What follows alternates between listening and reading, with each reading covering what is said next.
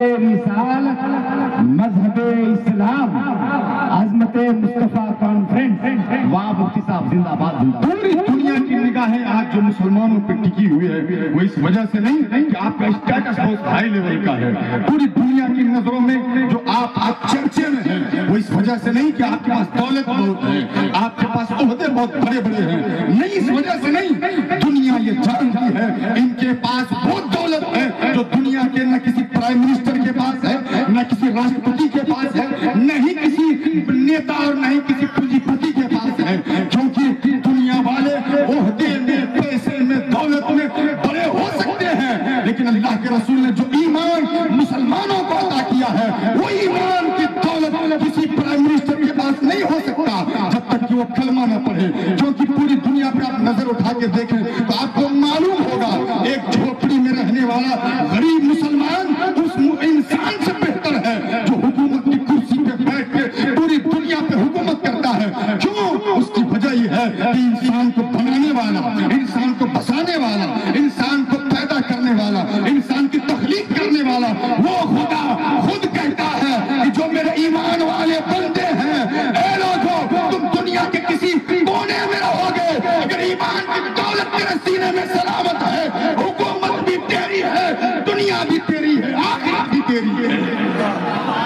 وہ خدا خود کہتا ہے کہ جس نے انسان کو جنم دیا، جس نے انسان کو بنایا، جس نے دنیا کو بسایا، وہ خدا خود کہتا ہے کہ جھوپڑی میں رہنے والا میرا ایمان والا بندہ گھبرائے نہیں، اس کے ہاتھ میں اگر دامن مصطفیٰ ہے تو خدا کا اعلان سن لو، وَلَا تَهِنُوا وَلَا تَحْزَنُوا وَأَنْتُمُ الْأَعْلَوْنَ إِن كُنتُم مُّؤْمِنِينَ۔ اگر تمہارے ہاتھ میں ایمان کی دولت ہے تو سربلندی بھی تیرے نام ہے، کامیابی بھی تیرے نام ہے، دنیا بھی تیرے نام ہے، آخرت بھی تیرے نام ہے۔ وہ خدا جس نے پیدا کیا وہ خدا خود بتاتا ہے۔ لیکن آج وہ مسلمانوں کی حالت اور اسٹیٹس سے بس 5-7 منٹ کی گفتگو آپ کے سامنے کروں گا۔ اللہ رب الکریم نے جو قرآن مجید میں ارشاد فرمایا وہ تعلیم کے حوالے سے، اور سب سے پیچھے اگر مسلمان کسی چیز میں نظر آتا ہے تو وہ تعلیم کے معاملے میں۔ یہ میں یہ نہیں کہہ رہا ہوں کہ سوریا کا ہی یہ حال ہے، بلکہ عالمی سطح پر ہم اگر دیکھتے ہیں کہ مسلمانوں کی آبادی کے لحاظ سے، پیسے کے لحاظ سے، مسلمانوں کے اندر جو ایکٹیویٹیز ہے اس کے حوالے سے ساری چیزیں ٹھیک ٹھاک نظر آتی ہے، لیکن اگر کہیں پیچھے نظر آتا ہے تو وہ مسلمان تعلیم کے میدان میں پیچھے نظر آتا ہے۔ ہمارے یہاں کروڑوں روپے چندے ہو جاتے ہیں، سال میں ایک مرتبہ رمضان شریف آتا ہے، کم سے کم 1 کروڑ روپیہ، اور کسی محلے شہر سے تو 5-10 کروڑ روپیہ چلا جاتا ہے ہمارے یہاں سے نکل کے۔ لیکن ہم تعلیم کے معاملے میں صرف پیچھے اس لیے رہ گئے، ہم نے ان پیسوں کو صحیح جگہ پہ خرچ نہیں کیا۔ اگر یہ کہے کہ ہم تو غریب ہیں، ہم اسکول کہاں سے چلائیں گے؟ ہم غریب ہیں، ہم کالج کیسے بنائیں گے؟ ہم غریب ہیں، ہم اپنے بیٹوں کو IAS اور IPS کیسے بنائیں گے؟ تو سنو، دنیا کا ایک اصول ہے، دنیا کا ایک ضابطہ ہے کہ اگر آپ کے ہاتھ میں پاور والا قلم ہے تو کوئی کتنا بڑا بدماش ہو جائے، لیکن اگر دنیا کے مطابق اگر آپ کے پاس پاور والا قلم ہے تو آپ اس بڑے سے بڑے بدماش کو، بڑے سے بڑے لیڈر کو آپ اپنے قدموں میں جھکا سکتے ہیں۔ یہی وجہ ہے آپ سوچتے ہیں کہ میرے پاس پیسے نہیں ہیں، آپ کے پاس پیسے، آپ کا پیسہ کھا کر کے لوگ پیسے والے بن جا رہے ہیں، آپ کا پیسہ کھا کر کے لوگ گاڑی خرید رہے ہیں، آپ کا پیسہ لے کر کے لوگ بلڈنگ بنا رہے ہیں، لیکن افسوس کی بات یہ ہے آپ نے کبھی غور ہی نہیں کیا اپنے اسٹیٹس کی۔ ورنہ آج کیا نہیں ہے مسلمانوں کے پاس؟ مسلمانوں کا راشٹرپتی رہ چکا ہے، مسلمان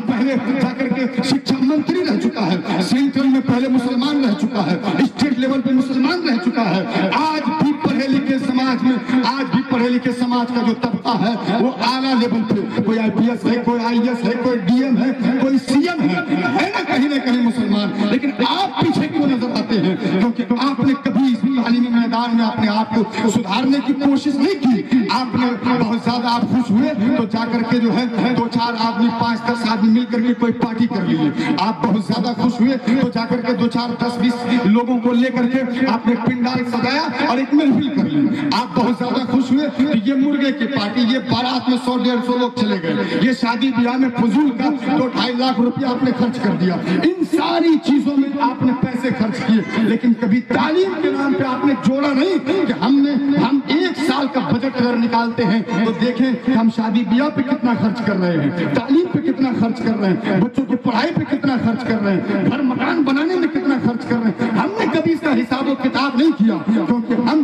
صرف کھانے پینے میں اور عیاشیوں میں لگے ہوئے ہیں. اے لوگوں، میں آپ کو اسلام کا پہلا سبق بتاتا ہوں. سرکار مدینہ صلی اللہ تعالی علیہ وسلم پاکیزہ مذہب اسلام جب اس دنیا میں لے کے آئے، قرآن جیسی عظیم الشان کتاب میرے نبی پہ 40 سال کی عمر میں جب سب سے پہلی وحی نازل ہوئی غار حرا کے اس پاک پوتر اور اس اونچے پہاڑ پہ، تو سنیے، سب سے پہلا اسلام کا جو پیغام تھا وہ روزہ نہیں ہے، وہ نماز نہیں ہے، وہ حج نہیں ہے، وہ زکات نہیں ہے، وہ یہ ساری چیزیں نہیں ہیں، یہ تو بعد میں نازل ہوئی. سب سے پہلا میسج، سب سے پہلا پیغام اسلام کا اگر کوئی ہے وہ تعلیم ہے، وہ ایجوکیشن ہے، وہ نالج ہے. یہ اسلام نے سب سے پہلے دیا.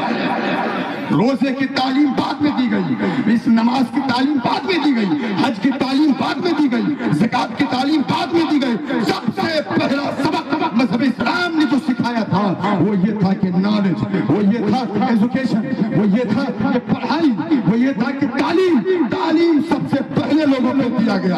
اور پھر مصطفیٰ جان رحمت نے فرمایا کہ سب سے پہلے تعلیم کے معاملے میں یہاں تک میرے نبی نے فرمایا طلب العلم فریضۃ علی کل مسلم و مسلمہ.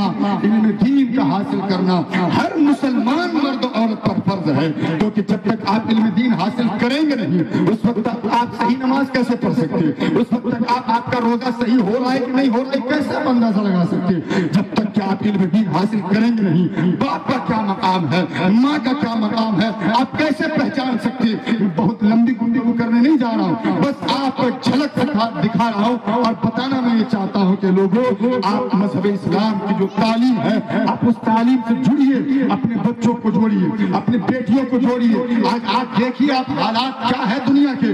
آپ نے اپنی جس بیٹی کو آپ جو ہے BA MA کرا رہے ہیں، BEd کرا رہے ہیں، PhD کرا رہے ہیں، آپ دنیا کی سطح پہ نظریں اٹھا کر کے آپ دیکھیے وہ کلکتہ کا رہنے والا پڑھا لکھا ڈاکٹر جو کہ MBBS کیا ہوا ہے، میڈیکل کالج کا ڈاکٹر جب ایک ریپ کرتا ہے وہ بھی کس سے، ایک اس ہاسپٹل میں کام کرنے والے نرس سے. آپ کہیں گے کہ وہ پڑھا لکھا انسان، دنیا کی تعلیم تو تھی اس کے پاس لیکن اسلام کی تعلیم نہیں تھی، جس کی وجہ سے وہ MBBS تو تھا لیکن MBBS ہو کر کے وہ بے حیا بن کر کے کام کر رہا تھا.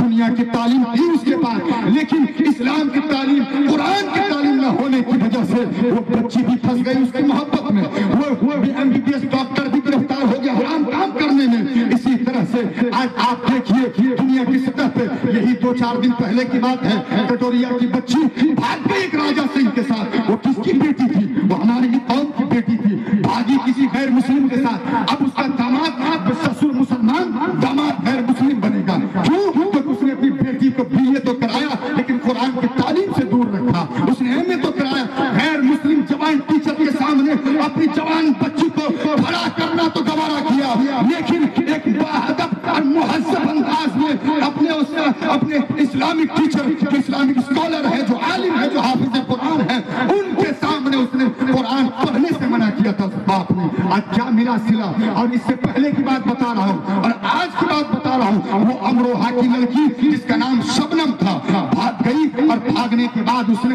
2 بچے کی ماں ہو کر کے بھاگی ایسے بچے کے ساتھ جس کی عمر صرف 17 سال کی تھی. وہ غیر مسلم کے ساتھ بھاگ رہی ہے آپ کی بیٹی جو 2-3 بچے کی ماں ہو کر کے. وہ 17 سال کے جوان اور 17 غیر مسلم کے ساتھ بھاگنے والی بیٹی. آپ کے سینے میں درد نہیں ہو رہا ہوگا کیونکہ وہ آپ کی بیٹی نہیں تھی، وہ آپ کی بہو نہیں تھی، وہ آپ کے خاندان میں پیدا نہیں ہوئی تھی. وہ تو پیدا ہوئی تھی امروہہ کی سرزمین پہ، وہ پیدا ہوئی تھی کٹوریا کی سرزمین پہ.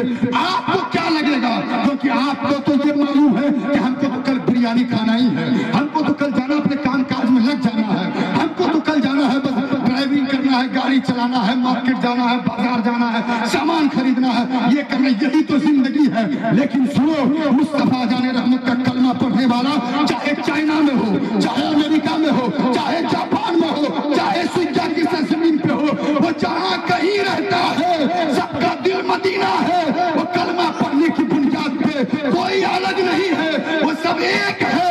اگر چوٹ چائنا کے مسلمان کو لگے گی تو درد سجا کے مسلمان کو तो होना चाहिए। यही एक ईमानी जज्बा है, यही एक ईमान वालों की पहचान है। इसमें याद रखिए, आज जो बच्चियां भाग रही है वो इस वजह से नहीं कि आपने उसको तालीम नहीं दिलाई। आज जो आपकी बच्चियां खैरों के बहू बन रही है वो इस वजह से नहीं कि आपने पढ़ाया नहीं। आपके तो हाई स्कूल है, आप तो पढ़ा रहे हैं उसको। फिर ये नौबत क्यों आ रही है, आपकी बच्चियां क्यों भागती हुई नजर आ रही है? तो सिर्फ और सिर्फ वजह ये है, आप अपनी बच्चियों को दुनियावी तालीम को भरपूर दे रहे हैं, लेकिन इस्लाम का जो सबसे पहला मैसेज था, जिसकी वजह से उसकी दुनिया बनती, जिसकी वजह से उसकी आखिरत बनती, आपने वहां आंख बंद कर लिया, आंख पे पट्टी बांध ली और आपने सोचा कि बस ये पढ़ लिख लेगी, इसके बाद शादी ब्याह कर देंगे, चली जाएगी। आप ये भूल गए इस्लाम की तालीम से अगर इसको दूर रखेंगे, अगर हमने इसको दुनियावी तालीम न भी दी तो काम चल सकता है, लेकिन अगर हमने इसको इस्लाम की तालीम न दी, ये जिंदगी भर रोती रहेगी, ये जवान जिंदगी भर रोते रहेंगे। आज जवान शब बारात में कुरान नहीं पढ़ सकता, आज हमारी बच्चियां कुरान नहीं पढ़ सकती। वजह क्या है? जब इसकी पढ़ने लिखने की उम्र थी उस वक्त तक आपने इसको तालीम नहीं दिलाई, आपने ये कहा वो कहा, यहाँ वहाँ इन सारी चीजों में आपने इसको लगा करके रख दिया।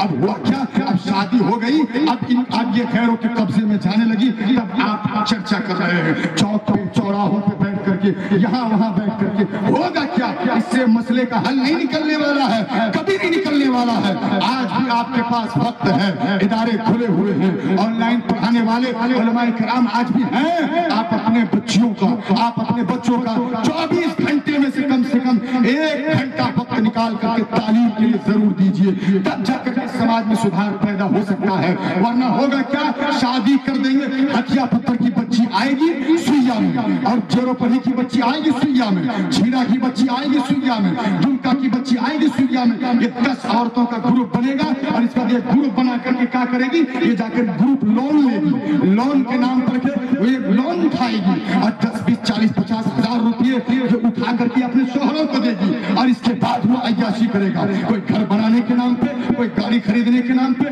कोई और चीजों के नाम पे। मैं कान खोल करके सुन लो मेरी माँ और बहनों, तुम भी यहाँ बैठी हो, लोन का पैसा बिना जरूरत शरी हिंदुस्तान ने माना कि लेना जायज है, लेकिन इस सूद के नाम पे जो आप लोन बिना जरूरत उठा रहे हैं, चाहे वो ग्रुप लोन हो, चाहे वो होम लोन हो, चाहे वो कार लोन हो, चाहे वो मोबाइल लोन हो, अगर आप बिना जरूरत अपनी ख्वाहिश की पैरवी करने के लिए कोई सा लोन हो, किसी तरह का भी हो, वो हराम है मजहब इस्लाम में।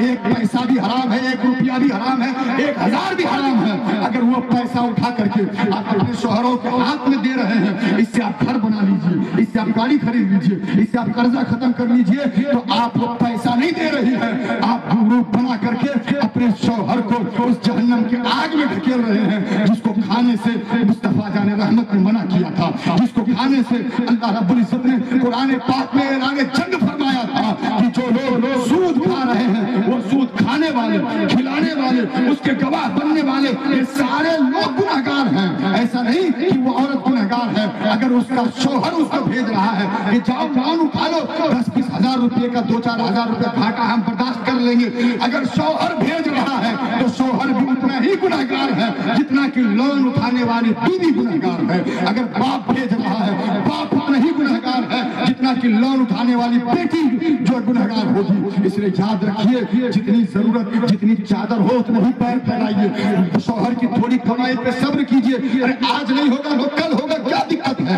आज बिल्डिंग नहीं बनेगी, कल बनेगी। शौहर और थोड़ा तरक्की करेगा, कमाएगा, थोड़ा पैसा जमा होगा, इसके बाद घर बनेगा, इसके बाद गाड़ी आएगी, क्या दिक्कत है? 40-50 साल ही तो यहाँ पे रहना है। कौन लेकर के गया? किसके कफन में जेब था? किसकी कब्र में जाके अलमारी सजी हुई थी जो ये सारी चीजों को लेकर के कब्र में गया हो? सारी चीजें यही रह जाएगी। आप जिस तरह से अपने बनाए हुए बाप दादा के घर में रह रहे हैं, कल आप चले जाएंगे, इस घर में आपके बच्चे रहेंगे, वो चले जाएंगे, उसके बाद उसके बच्चे रहेंगे, वो चले जाएंगे, उसके बाद उसके बच्चे रहेंगे। फिर किस बात की फिक्र करना है कि हमें जाके 50 हजार का लोन उठाना है, 40 हजार का लोन उठाना है, हफ्ता में दे देंगे, महीने में दे देंगे।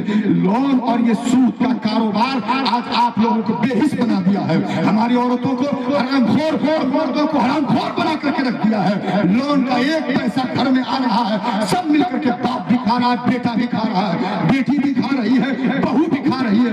एक ही कढ़ाई में उसी लोन के पैसे से चावल बन रहा है, गोश्त बन रहा है, दाल बन रही है, खाना बन रहा है, सब आराम से खा रहे हैं। अब जाइएगा, वो सूद का पैसा जिससे आपने खाना बनाया, आप भी खाए, बाप भी खाया, बेटी भी खाए, माँ भी खाए, अब उससे जो बॉडी में खून तैयार होगा वो खून हलाली होगा या हरामी होगा?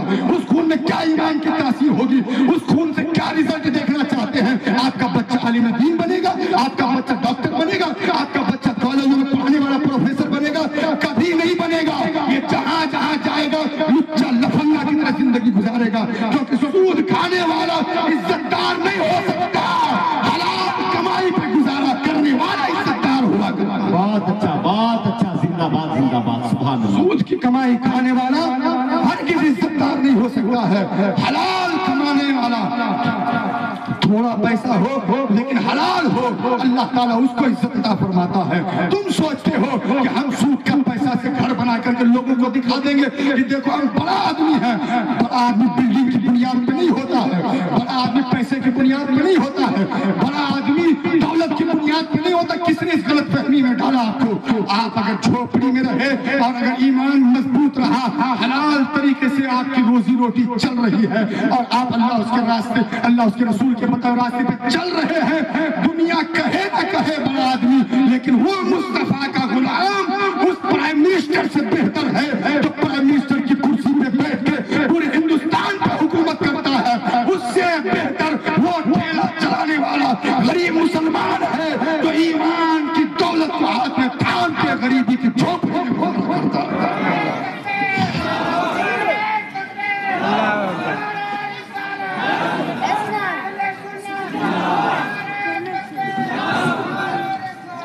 आपने मजाक समझ लिया इस्लाम को।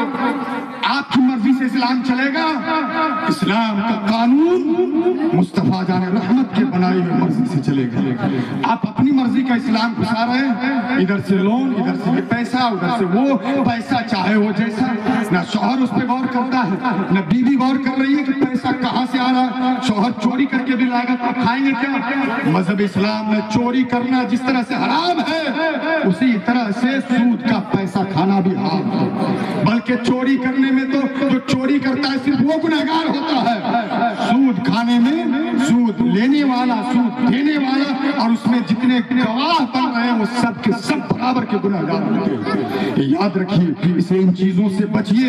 थोड़ा खाइए, एक वक्त भूखे रह जाइए, लेकिन हराम का पैसा अपने घर में मत आने दीजिए। क्या हो गया? 10-20 साल से लोन का कारोबार चल रहा है ना, कितनी बिल्डिंगें बन गई, कितने का बच्चा डॉक्टर बन गया, कितने लोगों का बच्चा IAS ऑफिसर बन गया, कितने लोगों का बच्चा इंजीनियर बन गया, कितने लोगों का बच्चा आलिम दीन हाफिज कुरान बन गया। इतनी बड़ी बस्ती है। क्या मुसलमानों का एक स्कूल है आपके पास? क्या मुसलमानों का एक हॉस्पिटल है आपके पास? क्या मुसलमानों के यहाँ अगर कोई तबाही बर्बादी आ जाए तो कोई ऐसा बैक सपोर्ट है कि उसको आप 1 लाख रुपया मदद कर सके? क्या किसी गरीब की शादी हो तो 1 लाख रुपए का सामान दे सके? है आपके पास? इतनी बड़ी तादाद में हर घर में सूदी कारोबार हो रहा है, फिर क्या कर लिया? वही किए जो इससे पहले चले आ रहे। कल भी लुच्चा लफंगा लंका बन के जिंदगी गुजार रहे थे, आज भी आप वही कर रहे हैं। तो फिर क्या फायदा है हराम खाने का? उससे बेहतर तो ये होता कि हलाल खाते, अपने बाल बच्चों को हलाल रोजी पे जिंदगी गुजारा करते, तो अल्लाह ताला उसे बरकत दे देता। और दुआ करते रात के सन्नाटे में, मौला तूने मुझे दौलत न दी तो कोई बात नहीं, लेकिन मेरे बेटे को आलिम दीन बना दे। रात के सन्नाटे में माँ की दुआ इस जमीन से उठती है, आसमान से टकराती है।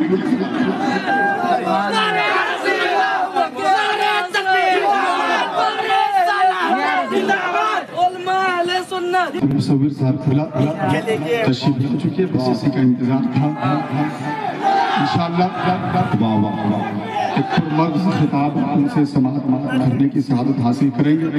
मैं तो आपके नारे तकबीर, नारे रिसालत, अल्लामा डॉक्टर मुफ्ती मुसव्विर साहब किबला बस तशरीफ है। जो लोग इधर उधर हैं वो आ जाइए। बस मैं एक माहौल बना रहा था और कुछ बातें आपके सामने रखने की कोशिश कर रहा था जो हमारे समाज में है। यकीनन इस कमी को दूर करने की जरूरत है।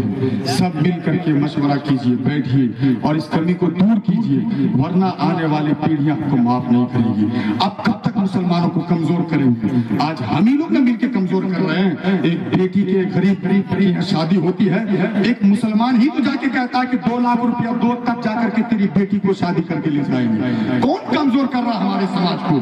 کوئی کہتا ہے کہ کوئی پرائم منسٹر آج تک آرڈر دیا کہ 2-2.5 لاکھ روپے کا جہیز ملے گا، تب جا کر کے اس کی بیٹی کو لے کے جانا؟ کوئی نہیں کہتا۔ ایک مسلمان کو کمزور کرنے والا مسلمان ہے۔ تو آپ اسلامی تعلیمات سے جڑیے، اپنے آپ کو جوڑیے۔ آپ کی بچی بڑی ہو گئی، کوئی بات نہیں، یہ علماء کرام جس طرح سے کل خدمت کر رہے تھے آج بھی آپ کی خدمت کریں گے۔ آپ ٹائم سے اسکول بھیجیے اور اسی میں سے ٹائم نکال کر کے، اگر اسکول کا ٹائم 10 بجے